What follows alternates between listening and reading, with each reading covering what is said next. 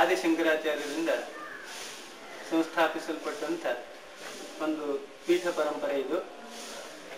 ಇದು ಸ್ವರ್ಣವಲ್ಲಿ ಮಹಾಸಂಸ್ಥಾನ. ಸಾಮಾನ್ಯ 1100 ವರ್ಷಗಳ ಇತಿಹಾಸ ಈ ಮಠಕ್ಕೆ ಇರೋದು ಇದರ ವೈಶಿಷ್ಟ್ಯ.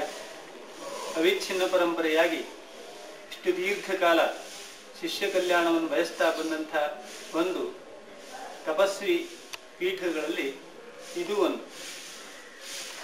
8ನೇ ಶತಮಾನದ ಕೊನೆ, 9ನೇ ಶತಮಾನದ ಆರಂಭದ ಕಾಲ, ಶಂಕರಾಚಾರ್ಯರು ಕಾಶಿಯಲ್ಲಿದ್ದಂತಹ ಕಾಲದಲ್ಲಿ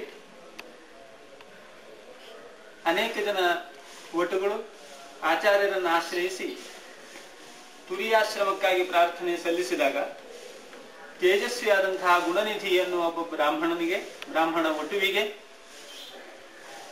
ಇವನು ತುರಿಯಾಶ್ರಮವನ್ನು ಪಡೆಯಲಿಕ್ಕೆ ಯೋಗ್ಯ, ಇವನಿಗೆ ಆಶ್ರಮವನ್ನು ಕೊಡಿ ಅಂತ ಹೇಳಿ ಅಪ್ಪಣೆಯನ್ನ ಶಂಕರಾಚಾರ್ಯರು ಮಾಡಿದರು. ತಮ್ಮ ಶಿಷ್ಯರಾದಂತಹ ಭಾಸ್ಕರೇಂದ್ರ ಸರಸ್ವತಿಗಳಿಂದ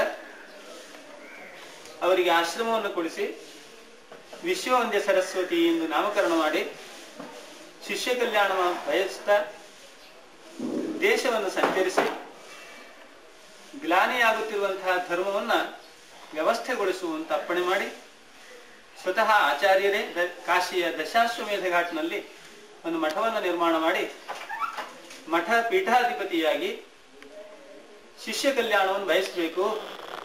ಬರುವಂತಹ ಕಾಲ ದುಷ್ಕಾಲ, ಆ ಕಾಲದಲ್ಲೂ ಕೂಡ ಈ ಧಾರ್ಮಿಕ ವ್ಯವಸ್ಥೆಯನ್ನ ಕೆಡದಂತೆ ನಡೆಸಿಕೊಂಡು ಹೋಗಲಿಕ್ಕೆ ಆದೇಶವನ್ನು ಕೊಡ್ತಾ ನೀವು ಈ ಪೀಠ ಪರಂಪರೆಯನ್ನು ನಡೆಸಿಕೊಂಡು ಬರಬೇಕು ಅಂತ ಮೊದಲನೇ ಯತೀಶ್ವರರನ್ನಾಗಿ ವಿಶ್ವವಂದ್ಯ ಸರಸ್ವತಿಗಳನ್ನ ಆ ಮಠದಲ್ಲಿ ಪೀಠಾಧಿಪತಿಗಳನ್ನಾಗಿ ಮಾಡಿದರು. ಅವರೇ ಈ ಮಠದ ಮೊದಲನೆಯ ಯತೀಶ್ವರರು. ಆ ಕಾಶಿಯ ದಶಾಶ್ವಮೇಧ ಘಾಟ್ನಲ್ಲಿ ನಿರ್ಮಿತವಾದಂತಹ ಮಠದಲ್ಲಿ ಅನೇಕ ಜನ ಯತಿಗಳು ಧರ್ಮ ಪ್ರಚಾರವನ್ನು ಮಾಡ್ತಾ ಬ್ರಹ್ಮೀಭೂತರಾದ ನಂತರದಲ್ಲಿ ದಕ್ಷಿಣ ದೇಶದಲ್ಲೂ ಕೂಡ ಈ ಧರ್ಮವನ್ನ ಪ್ರಚುರಪಡಿಸಬೇಕು, ಅಜ್ಞರನ್ನ ಜ್ಞಾನ ದೀಪವನ್ನ ತೋರಿಸಿ ದಾರಿಯನ್ನು ತೋರಿಸಬೇಕು ಅಜ್ಞರಿಗೆ ಅಂತ ದಕ್ಷಿಣ ದೇಶದತ್ತ ಅವರು ಹೊರಟು ಉಜ್ಜಯಿನಿಗೆ ಬಂದರು. ಉಜ್ಜಯಿನಿಯ ಆಳರಸರು ಮಹಾ ತಪಸ್ಸಂಪನ್ನರಾದಂತಹ ಯತೀಶ್ವರರನ್ನ ನೋಡಿ, ನೀವು ಈ ಸ್ಥಳದಲ್ಲಿಯೇ ಮಠವನ್ನ ನಿರ್ಮಿಸಿಕೊಡ್ತೇವೆ, ಈ ಸ್ಥಳದಲ್ಲಿದ್ದು ಈ ಭಾಗದಲ್ಲಿರುವ ಶಿಷ್ಯ ಜನರ ಕಲ್ಯಾಣವನ್ನು ಬಯಸಬೇಕು, ಇಲ್ಲಿಯೇ ತಪಸ್ಸನ್ನು ಮಾಡಿ ಅಂತ ಹೇಳಿ ಅಲ್ಲೊಂದು ಮಠವನ್ನ ಕಟ್ಟಿಸಿಕೊಟ್ಟು ಅನೇಕ ಉಂಬಳಿಯನ್ನು ಕೂಡ ಕೊಟ್ಟು, ಅವರ ಉಜ್ವಲವಾದಂತಹ ತಪಸ್ಸಿನ ಪ್ರಭಾವ ಅವರಿಂದಾಗಿ ಅನೇಕ ಜನರು ನಾಸ್ತಿಕರೂ ಸಹಿತ ಆಸ್ತಿಕರಾಗುತ್ತಿರುವುದನ್ನ ಕಂಡಂತಹ ಉಜ್ಜಯಿನ ಅರಸರು ಶ್ರೀಪೀಠಕ್ಕೆ ಅಲ್ಲಿಂದಲೇ ಅನೇಕ ರೀತಿಯದಾದಂತಹ ಬಿರುದು ಬಾವಲಿಗಳನ್ನ, ಹಗಲು ದೀವಿಟಿಗೆ ಮೊದಲಾದಂತಹ ವಿಶೇಷ ಪುರಸ್ಕಾರಗಳನ್ನ ಈ ಪೀಠಕ್ಕೆ ಕಾಣಿಕೆಯಾಗಿ ಸಲ್ಲಿಸಿ ಇದೇ ರೀತಿಯಾಗಿ ಅನೇಕ ಉಂಬಳಿ ಭೂಮಿಯನ್ನು ಕೂಡ ಕೊಟ್ಟು ಲೋಕದಲ್ಲಿ ಜಗತ್ತಿನಲ್ಲಿ ಅಜ್ಞಾನಾವೃತರಾದಂಥವರಿಗೆ ಜ್ಞಾನವನ್ನ ಉಪದೇಶಿಸಿ ನೀವು ಲೋಕ ಕಲ್ಯಾಣವನ್ನ ಬಯಸ್ತಾ ಬಂದಿರುವುದು ಈ ಅರಸೊತ್ತಿಗೆ ಒಂದು ಹೆಮ್ಮೆಯ ವಿಷಯ ಅಂತ ಹೇಳಿ ಪ್ರಶಸ್ತಿ ಪತ್ರ ಕೊಟ್ಟಿರುವುದು ಕೂಡ ಇವತ್ತಿಗೂ ಉಪಲಬ್ಧವಾಗಿದೆ. ಉಜ್ಜಯಿನಿಯಿಂದ ಹಾಗೆ ದಕ್ಷಿಣಕ್ಕೆ ಬರ್ತಾ ದಾರಿಯಲ್ಲಿ ಅನೇಕ ಕಡೆಗಳಲ್ಲಿ ವಾಸ್ತವ್ಯ ಮಾಡ್ತಾ ಈ ಪೀಠ ಪರಂಪರೆ ಶ್ರೀ ಕ್ಷೇತ್ರ ಗೋಕರ್ಣಕ್ಕೆ ಬಂದಿದ್ದಾಯಿತು.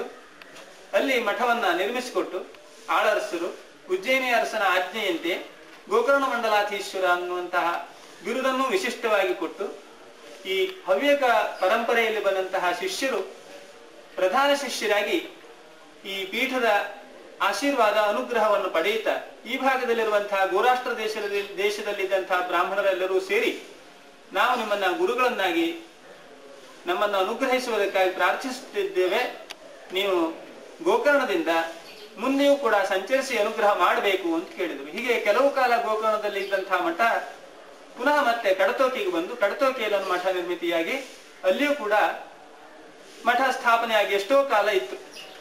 ಕಡತೋಕಿಯಿಂದ ಪುನಃ ವೈಜಯಂತಿಪುರದ ಅರಸು ಅವನ ಅಪೇಕ್ಷೆಯಂತೆ ಉಜ್ಜಯಿನಿಯ ವಿಕ್ರಮಾದಿತ್ಯನ ಆದೇಶದಂತೆ ಬನವಾಸಿಗೆ ಬಂದು ಅಲ್ಲಿಂದ ಆ ಕಡತೋಕಿಯಲ್ಲಿ ಇದ್ದಂತಹ ಕಾಲದಲ್ಲಿಯೇ ಇಲ್ಲಿಯ ಈ ಭಾಗದಲ್ಲಿ ಅರಸನಾಗಿದ್ದಂತಹ ಅರಸಪ್ಪ ನಾಯಕ ಎನ್ನುವ ದೊರೆ ಇವರ ತಪಸ್ಸಿಗೆ ಮಾರು ಹೋಗಿ ಇವರನ್ನು ಕಂಡು ಪ್ರಾರ್ಥನೆ, ಈ ಪೀಠದ ಗುರುಗಳನ್ನು ಕಂಡು ಪ್ರಾರ್ಥನೆ ಮಾಡ್ತಾನೆ. ಯಾಕೆಂದ್ರೆ ಈಗಾಗಲೇ ಇವರ ತಪಸ್ಸಿನ ಪ್ರಭಾವದಿಂದ ಅನೇಕ ಜನ ಅಪುತ್ರಿಕರಾದಂಥವರು ಸಹಿತ, ಸಂತತಿ ಇಲ್ಲದೆ ಇದ್ದವರು ಇವರ ಉಪಾಸನಾ ಬಲದಿಂದ ಅನುಗ್ರಹ ಮಾಡಿದ್ರೆ ಸಂತತಿ ಆಗ್ತದೆ, ಕುಲ ಉದ್ಧಾರವಾಗ್ತದೆ ಅನ್ನುವಂತಹ ಪ್ರತೀತಿ ತಾನೇ ತಾನಾಗಿ ಬೆಳೆದುಕೊಂಡು ಬಂದಿತ್ತು. ಅದರಂತೆ ಅರಸಪ್ಪ ನಾಯಕನು ತನಗೆ ಈ ಅರಸತ್ತಿಗೆಯನ್ನು ರಕ್ಷಿಸತಕ್ಕಂತಹ ಉತ್ತರಾಧಿಕಾರಿಗಾಗಿ ಗುರುಗಳನ್ನ ಪ್ರಾರ್ಥನೆ ಮಾಡಿದಾಗ ಕಡತೋಕಿಯಲ್ಲಿದ್ದಂತಹ ಗುರುಗಳು ಅನುಗ್ರಹ ಮಾಡಿ ನಿನಗೆ ದೇವರು ಒಳ್ಳೇದು ಮಾಡ್ತಾನೆ ಅಂತ ಕಳಿಸಿದಾಗ ಬಂದು ಕೆಲವೇ ಕಾಲದಲ್ಲಿ ಒಳ್ಳೆಯ ಸಂತತಿಯನ್ನು ಪಡೆದ. ಆ ಪ್ರಭಾವ ಅರಸನ ಮೇಲಾಗಿ ಈ ಭಾಗದಲ್ಲಿ ತಂದು ಇಲ್ಲಿಗೆ ಸಮೀಪ, ಈ ಸ್ಥಳಕ್ಕೆ ಸಮೀಪವಿದ್ದಂತಹ ಶಾಲ್ಮಲಿ ನದಿಯ ತೀರದಲ್ಲಿ ಶಾಸ್ತ್ರಲಿಂಗ ಎನ್ನುವಂತಹ ಸ್ಥಳದಲ್ಲಿ ಮಠವನ್ನ ನಿರ್ಮಿಸಿಕೊಟ್ಟ. ಅಲ್ಲಿಯೂ ಎಷ್ಟೋ ಕಾಲ ಮಠ ಅಲ್ಲಿಯೇ ಇತ್ತು. ಕೊನೆಗೆ ಆ ಕಾಲದಲ್ಲಿ ತುಂಬಾ ಕಾಡಿದ್ದಂತಹ ಕಾಲ, ಕಳ್ಳರ ಕಾಟದಿಂದಾಗಿ ಇಲ್ಲಿ ಮಠದ ಸ್ವತ್ತುಗಳೆಲ್ಲ ಅರಸನ ಕಾಲದಲ್ಲಿಯೇ ಅಪಹೃತವಾಯಿತು. ಇದನ್ನ ತಿಳಿದಂತಹ ಅರಸ ಬಹಳ ನೊಂದುಕೊಂಡು, ನಡೆದಂತಹ ತಪ್ಪು ಕಾಲಕ್ಕೆ ರಾಜನೇ ಕಾರಣ, ಇಂತಹ ದುಷ್ಕಾಲ ಬಂದೋಯ್ತು ಅಂತಾದಾಗ ನನ್ನ ತಪ್ಪಾಗಿದೆ, ಕ್ಷಮಿಸಬೇಕು ಅಂತ ಹೇಳಿ ಈ ವನ ಪ್ರದೇಶದಲ್ಲಿ ಈಗ ಮಠ ಇರುವಂತಹ ಸ್ಥಳದಲ್ಲಿ ಮಠವನ್ನ ನಿರ್ಮಿಸಿಕೊಟ್ಟು ಇದಕ್ಕೆ ಸ್ವರ್ಣವಲ್ಲಿ ಅಂತ ನಾಮಕರಣ ಮಾಡಿ ಅನೇಕ ಶಿರಸಿ, ಯದ್ದಾಪುರ, ಯಲ್ಲಾಪುರ, ಅಂಕೋಲ, ಸೂಪ ಇತ್ಯಾದಿ ತಾಲೂಕುಗಳಲ್ಲಿ ವಿಶೇಷವಾದಂತಹ ಭೂಮಿಗಳನ್ನು ಕೂಡ ದಾನವಾಗಿ ಕೊಟ್ಟು ಇಲ್ಲಿಯ ದೇವತಾರಾಧನೆ, ಸಂಪ್ರದಾಯ ರಕ್ಷಣೆ, ಶ್ರೀಗಳವರ ತಪೋನುಷ್ಠಾನಗಳು ಆಚಂದ್ರಾರ್ಕವಾಗಿ ನಿರಂತರವಾಗಿ ನಡೆದುಕೊಂಡು ಬರಬೇಕು ಅಂತ ಈ ಮಠವನ್ನ ಕಟ್ಟಿಸಿಕೊಟ್ಟಿರುವುದನ್ನ ಈಗಲೂ ನಾವು ಕಾಣಬಹುದು. ಆಚಾರ್ಯರು ಮೂಲದಲ್ಲಿ ವಿಶ್ವವಂದ್ಯ ಸರಸ್ವತಿಗಳಿಗೆ ಅನುಗ್ರಹಿಸುವಾಗ ಈ ಪೀಠ ಪರಂಪರೆ ಆರಾಧ್ಯ ದೇವತೆಯಾಗಿ ಲಕ್ಷ್ಮೀ ನರಸಿಂಹ ಸಾಲಿಗ್ರಾಮ ಚಂದ್ರಮೌಳೇಶ್ವರನನ್ನು ಕೂಡ ಅನುಗ್ರಹಿಸಿಕೊಟ್ಟಿದ್ರು. ಅದೇ ಪಟ್ಟದ ದೇವರಾಗಿ ಇಂದಿಗೂ ಕೂಡ ಶ್ರೀಮಠದಲ್ಲಿ ವಿಶೇಷವಾದಂತಹ ಪೂಜೆ ಪುನಸ್ಕಾರಗಳನ್ನು ಪ್ರತಿ ದಿನದಲ್ಲೂ ಕೂಡ ಪಡೆಯುತ್ತಾ ಇರುವುದನ್ನ ಕಾಣಬಹುದು. ಹೀಗೆ ಈ ಪೀಠ ಪರಂಪರೆಯಲ್ಲಿ ಅನೇಕ ಜನ ಗುರುಗಳು ಶಿಷ್ಯ ಕಲ್ಯಾಣವನ್ನು ಬಯಸ್ತಾ ಬಂದರು. ಈಗ ಸ್ವಲ್ಪ ಕಾಲದ ಹಿಂದೆ ಬ್ರಹ್ಮೀಭೂತರಾದಂತಹ ಸರ್ವಜ್ಞೇಂದ್ರ ಸರಸ್ವತಿ ಮಹಾಸ್ವಾಮಿಗಳವರು ಈ ಮಠದ ಪೀಠ ಪರಂಪರೆಯ ಸಂಪ್ರದಾಯದ ರಕ್ಷಣೆಗೆ ತಮ್ಮ 75 ವರ್ಷಗಳಷ್ಟು ಕಾಲ ದೀರ್ಘ ಕಾಲವನ್ನ ಶಿಷ್ಯ ಕಲ್ಯಾಣಕ್ಕಾಗಿ ಬಯಸಿ ಬ್ರಹ್ಮೀಭೂತರಾದರು. ಅವರಿಂದಲೇ ಆರಂಭವಾದಂತಹ ರಾಜರಾಜೇಶ್ವರಿಯ ಅನುಷ್ಠಾನ ಪೂಜೆ ಈ ಶ್ರೀಮಠದಲ್ಲಿ ಇಂದಿನ ಪೀಠಾಧಿಪತಿಗಳಾದಂತಹ ಶ್ರೀಮದ್ ಗಂಗಾಧರೇಂದ್ರ ಸರಸ್ವತಿ ಮಹಾಸ್ವಾಮಿಗಳವರು ಕೂಡ ನಿರಂತರವಾಗಿ ಅವಿಚ್ಛಿನ್ನವಾಗಿ ನಡೆಸಿಕೊಂಡು ಬರ್ತಾ ಇರುವುದು ಶಿಷ್ಯ ಜನರ ಭಾಗ್ಯ ಆಗಿದೆ. ಜೊತೆಗೆ ಶ್ರೀಮಠದಲ್ಲಿ ಕೇವಲ ಹವ್ಯಕ ಶಿಷ್ಯರಷ್ಟೇ ಅಲ್ಲ, ಕ್ಷತ್ರಿಯ ಸಮಾಜದವರು, ಇನ್ನುಳಿದ ಸಮಾಜದವರು ಶಿಷ್ಯರಾಗಿ ಶ್ರೀ ಗುರುಗಳ ಅನುಗ್ರಹ ಆಶೀರ್ವಾದವನ್ನು ಪಡೆಯುತ್ತಾ ಇದ್ದಾರೆ.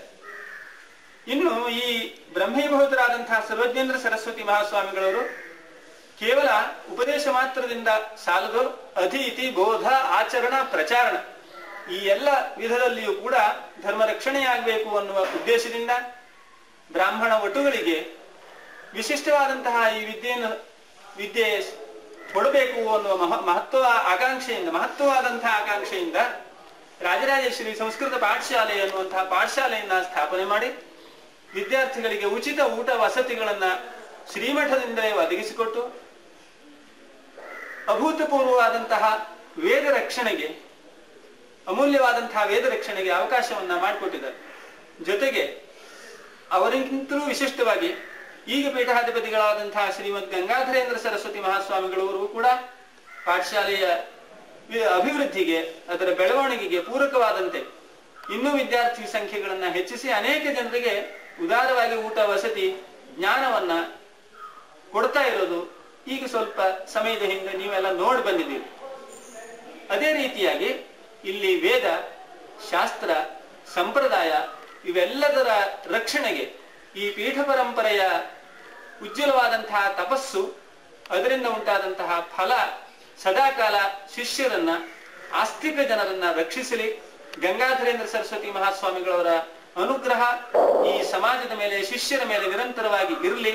ಹಾಗೆಯೇ ಇದು ಆಚಂದ್ರಾರ್ಕವಾಗಿ ಹಿಂದಿನ ಪೀಠ ಪರಂಪರೆಯಲ್ಲಿ ಬಂದ ಗುರುಗಳು ಯಾವ ರೀತಿ ಅಪೇಕ್ಷೆ ಪಡ್ತಿದ್ರು ಆ ರೀತಿಯಾಗಿ ಅವರೇನನ್ನ ಇಲ್ಲಿಯವರೆಗೆ ಸಂಕಲ್ಪ ಮಾಡಿಕೊಂಡು ಬಂದಿದ್ರು ಅದು ಫಲರೂಪವಾಗಿ ಈಗ ನಮಗೆ ದೊರೆಯುತ್ತಾ ಇದೆ.